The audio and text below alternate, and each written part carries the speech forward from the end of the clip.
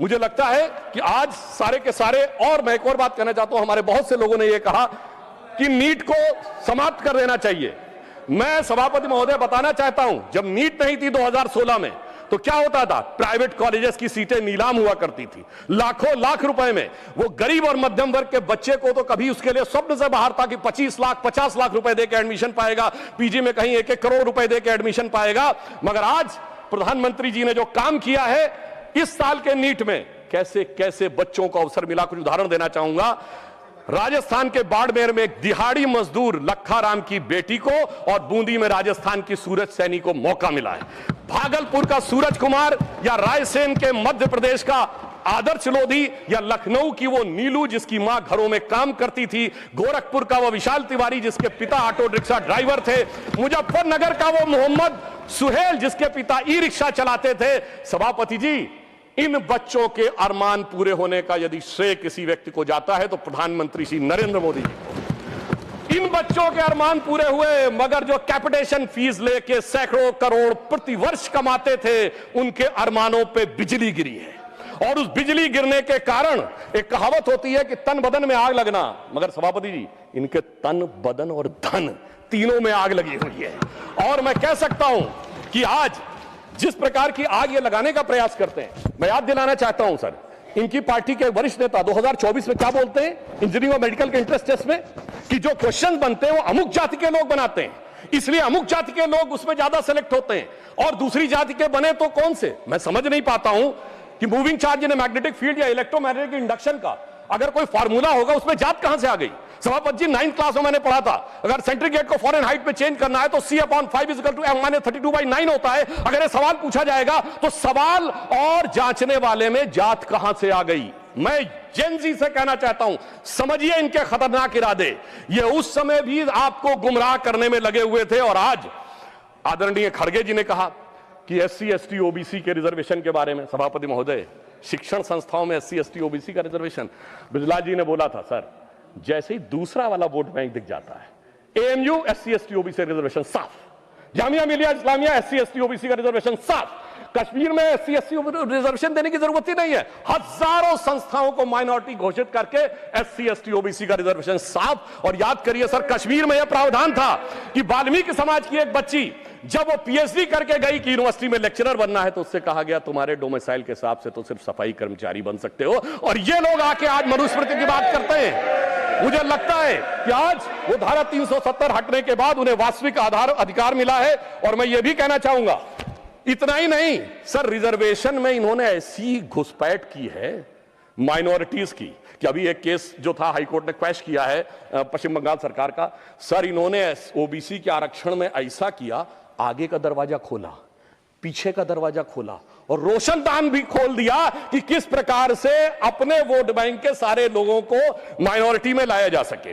अब मैं यह भी कहना चाहता हूं सर, खड़गे जी ने जो कुछ भी बोला, अब उस विषय के ऊपर मैं बोल चुका हूं, इसलिए मैं दोबारा नहीं बोलना चाहता, मगर फिर मैं बताना चाहता हूं, आज समाज में जो लड़ाई लगाने की बात की जाती है, आई जस्ट रिपीटिंग क्विकली कि डॉक्टर अंबेडकर ने अपनी किताब हु और शूद्राज में chapter number 1 page number 1 paragraph number 3 में लिखा है, there is no connection of modern day schedule caste with the Vedic age Shudras. Second, उन्होंने द अनटचेबिलिटी में लिखा है, पेज नंबर 155 पे आप कहेंगे तो मैं अभी आपको ऑथेंटिकेट कर सके दे सकता हूं, जिसमें उन्होंने लिखा देयर वाज नो अनटचेबिलिटी मनुदेरा started on 4th century, subsequent become on 8th century। अब 8th century से इस देश में क्या हुआ था ये भी याद रखने की जरूरत है।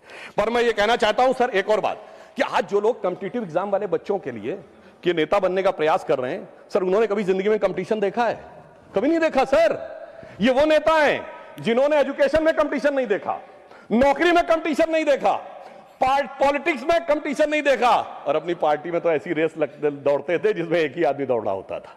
तो आप सोचिए कि जिन्होंने कभी रियल में कॉम्पिटिटिव एग्जाम क्वालिफाई नहीं किया, मतलब फेस ही नहीं किया। दूसरी तरफ हमारे नेता नरेंद्र मोदी जी जमीन से एक एक परीक्षा को पूरे करते हुए किस प्रकार से उभर कर सामने आए, तो साफ समझा जा सकता है। मैं सर कोट करना चाहता हूं सर, दुनिया की सबसे बड़ी, सर आपने अपने टर्न में बोलिए, दुनिया की सबसे बड़ी कंपनी एनवीडिया के चीफ सर जेनसेन हुआंग ने 23 सितंबर 2024 को कहा है, एनवीडिया के CEO ने, उसने कहा whenever I meet PM Modi I find an incredible student in him. तो एक तरफ है हमारे नेता जो motivated, dedicated and incredible student हैं, दूसरी तरफ एक वो है जो फ्रस्ट्रेटेड, रिजेक्टेड और हर लोकसभा सत्र के बाद इंटरनेशनली इनविजिबल नेता है। अब मैं एक और बात कहना चाहता हूं, एक चीज जो हमारे लिए चिंता का विषय है सर, देखिए जिस प्रकार की भाषाएं आई वहां पर बच्चों के उसमें वो बहुत अशोभनीय और चिंताजनक था, जिस ढंग की भाषा का प्रयोग किया गया, मगर बच्चों की क्या गलती है सर? जो बड़ों से सीखते हैं, यदि यहां पे गालियां दी जाती हैं, अभी जो सदन में सदस्य खड़े हुए उन्होंने भी गाली वाली दी थी, अलग बात है। प्रधानमंत्री जी को बिहार में मां की गाली दी जाती है, आखिर में बच्चे बड़ों से ही सीखते हैं। तो मुझे लगता है ये भी ध्यान रखना चाहिए। मगर मैं दलगत भावना से अलग होकर कहता हूं, आज जो कुछ आपने सुना, हम इस तरफ पक्ष के हों या उस पक्ष के हों, क्या हमें नहीं लगता कि इस विषय को लेकर हमें चिंता होनी चाहिए? इस पे पूरे सदन को चिंता होनी चाहिए और इसका मार्ग प्रशस्त होना चाहिए। इसलिए मैं सदन की तरफ से कहना चाहूंगा कि शील, विनय, आदर्श, सभ्यता तार बिना झनकार नहीं है। शिक्षा क्या स्वर साध सकेगी यदि नैतिक आधार नहीं है? और मैं यह भी बताना चाहता हूं सर, मैं जेन जी से भी कहना चाहता हूं कि आपने एक गाना सुना होगा, यही उम्र है कर ले तू गलती से मिस्टेक। तो मैं बच्चों से बताना चाहता हूं, यह पानी की बोतल 10 रुपए की आती है, मगर Instagram free, Facebook free, WhatsApp free, Twitter free, ये फ्री क्यों दिया जा रहा है भाई? जबकि वो सभ्यता क्या कहती है, there can never be a free lunch, if there is a free lunch there has to be poison in it. तो मैं समझना चाहता हूं वो फ्री आपको इसलिए दिया जा रहा है ताकि आपके दिमागों को कैप्चर किया जा सके।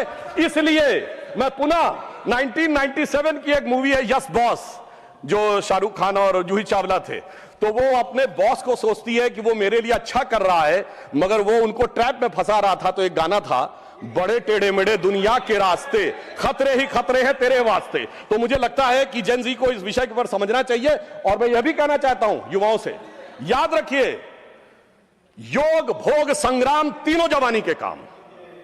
और याद रखिए 80% लोग भोग में और 20% लोग संग्राम में पड़े हुए हैं। बहुत संभल कर आगे कदम बढ़ाना होगा।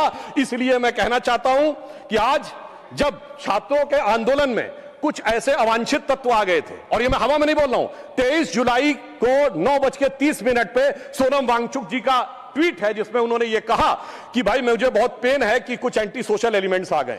बच्चों से कहूंगा सावधान रहिए, ये बड़े खतरनाक एलिमेंट हैं, ये अवसरवादी, ये राजकतावादी हर आंदोलन में चले जाते हैं, सीए में भी चले जाते हैं, किसान में भी चले जाते हैं, कुछ पहलवान में भी चले जाते हैं, आज बच्चों में भी। तो ये वो मुखौटा है जो कभी मुसलमान के पीछे छुपता है, कभी किसान के पीछे छुपता है, कभी पहलवान के पीछे छुपता है, आज नौजवान के पीछे छुपा है।